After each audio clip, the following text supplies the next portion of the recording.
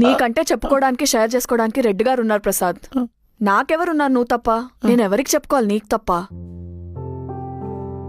నీ కోపం వచ్చిందని నన్ను వదిలేసి వెళ్ళిపోయావు. నాకు బాధేసిందని నేను వదులుకోలేను కదా.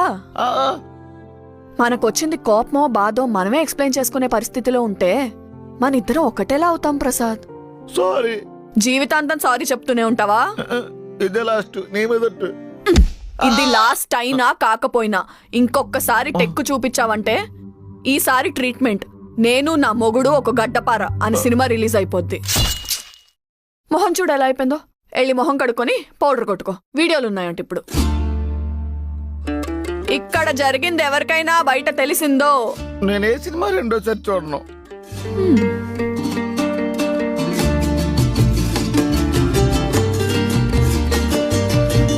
అయ్యా లోపలంతా సమయంగానే జరిగింది.